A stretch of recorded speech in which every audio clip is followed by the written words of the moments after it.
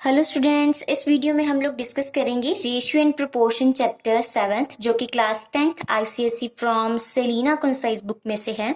उसका इंट्रोडक्शन हम डिस्कस करेंगे। इससे पहले हमने 2 वीडियोस डिस्कस कर ली हैं, 2 पार्ट्स कर लिए हैं डिस्कस इंट्रोडक्शन के। ये लास्ट पार्ट है जिसमें हम 5th एंड 6th पॉइंट जो है इंट्रोडक्शन का वो डिस्कस करेंगे। तो चलिए देखते हैं 5th पॉइंट क्या है हमारे पास। प्रोपोर्शन, ये वर्ड इस चैप्टर में बार बार यूज होएगा, इसको अच्छे से समझ लेना कि प्रोपोर्शन का एक्चुअल मीनिंग क्या है। 4 non zero quantities A B C and D are called in proportion. 4 जो क्वांटिटीज हैं ए बी सी डी, और यहाँ पे कंडीशन है कि नॉन जीरो क्वांटिटीज जो 4 हैं उनको हम बोलेंगे कि वो प्रोपोर्शन में है। कब बोलेंगे वो प्रोपोर्शन में है? अगर if A is to B बराबर हो सी इज टू डी के। अगर ए इज टू बी बराबर हो सी इज टू डी के तो हम बोलेंगे कि ये जो 4 नंबर हैं A B C and D are in proportion. Now note है हमारे पास, A and D are called the extreme terms and B and C are called the mean or middle terms. That means कि ये जो हमारे पास है A is to B is equal to C is to D, जो बाहर बाहर वाली terms हैं हमारे पास A and D, उसको क्या बोल दिया हमने? Extreme terms. जो मिडल वाली टर्म है उसको क्या बोला है? मिडल टर्म या मीन टर्म।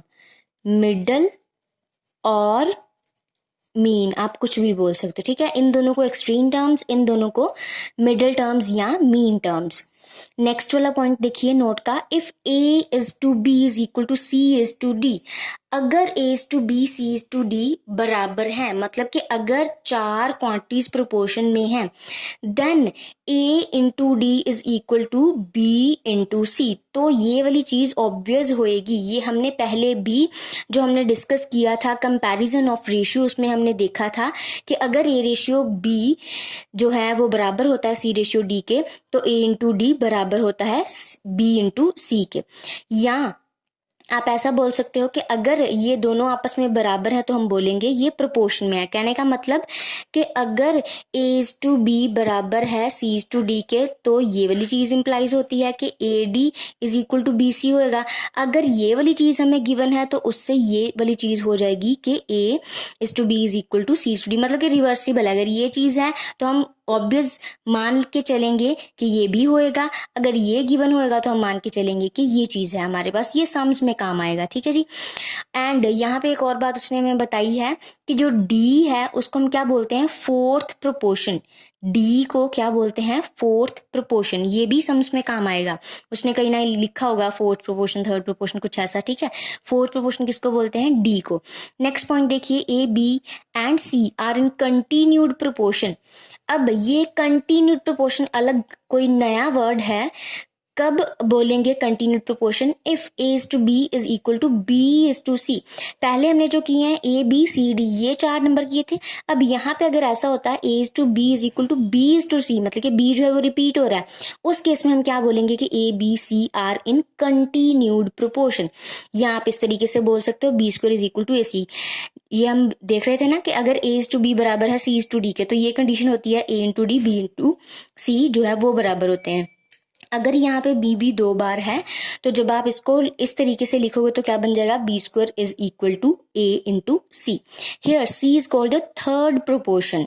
यहाँ पे हमने बताया था D is called the fourth proportion, C is called the third proportion and B is called the mean proportion. और बी को क्या बोलते हैं? मीन प्रोपोर्शन बोलते हैं, ठीक है जी। अब इसका एक और जो है हमारे पास 6th पॉइंट है इंट्रोडक्शन का। 6th जो पॉइंट है वो ये हमारा some important properties of proportion. ये बहुत ही ज़्यादा जो है इम्पॉर्टेंट है, ठीक है जी। इसमें फर्दर सब पॉइंट्स है वो आप देखिए। इनवर्ट टेंडो। इनवर्ट टेंडो का क्या मतलब है? यहाँ पे अगर ये प्रोपोर्शन में है 4 जो क्वांटिटीज हैं, then B is to A is equal to D is to C is called the invertendo. कहने का मतलब कि अगर इस तरीके से है ए बाई बी बराबर है सी बाई डी के, तो ये भी चीज पॉसिबल होएगी कि बी बाई ए बराबर होएगा डी बाई सी के। इसको क्या बोल देते हैं? इनवर्टेंडो। अल्टरनेडो। अल्टरनेडो में क्या होता है? अगर ए इज टू बी बराबर है C/D के, तो उसने यहाँ पे क्या लिखा है, A/C बराबर होएगा B/D के। इस वाली प्रॉपर्टी को हम क्या बोलते हैं, अगर ये ओवर ये कर दें, ये ओवर ये कर दें, तो उसको क्या बोल देते हैं, अल्टरनेडो। ठीक है। यहाँ पे कंपोनेंडो, कंपोनेंडो का क्या मतलब है, अगर हमारे पास इस तरीके से है A/B C/D, कंपोनेंडो का मतलब ये जो नीचे वाला डिजिट है ना B, उसको आप ऊपर मल्टीप्लाई कर दो। ठीक है, ये B नीचे एज इट इज आ जाएगा, C इधर भी बिल्कुल इसी तरीके से जो नीचे D है उसको ऊपर ऐड कर दो, इसका मतलब है कंपोनेंडो। इससे उलट है दूसरा जो इसका नेक्स्ट पॉइंट है, डिविडेंडो। डिविडेंडो का मतलब सब्ट्रैक्ट करना। सब्ट्रैक्ट करना मतलब इस प्लस की जगह पे कौन सा साइन आ जाएगा, माइनस का साइन आ जाएगा, तो वो क्या बन जाएगा हमारे पास, डिविडेंडो वाला पॉइंट बन जाएगा। अब कंपोनेंडो एंड डिविडेंडो मोस्टली हम ये दोनों इकट्ठे ही यूज करते हैं। ठीक है, तो अगर उसने बोला है कंपोनेंडो एंड डिविडेंडो, तो हम इस तरीके से लिखेंगे A/B C/D जो है हमारे पास, इसको अगर आपने कंपोनेंट और डिविडेंड इकट्ठा लगाना है तो A+B हम कंपोनेंट में करते थे, डिविडेंड में क्या करते थे, -B। ए पहले आपने लिख लेना है, B को ऊपर प्लस भी कर देना, माइनस भी कर देना है। इसी तरीके से C लिख लो ऊपर नीचे, ऊपर प्लस कर दो D को, नीचे माइनस कर दोगे, ये हो गया कंपोनेंडो, ये हो गया डिविडेंडो। ठीक है जी, is called componendo and dividendo. ये हो गए आपके सारे पॉइंट और इंट्रोडक्शन, यहाँ पे हो जाती है आपकी कंप्लीट रेशियो एंड प्रोपोर्शन की। तो अगर स्टिल आपको किसी भी स्टेप में कोई प्रॉब्लम है तो आप लोग कमेंट करके पूछ सकते हो। And if you like this video please hit the like button and subscribe to my channel. इससे मुझे मोटिवेशन मिलेगी ताकि मैं आगे भी ऐसी वीडियोस डालूँ।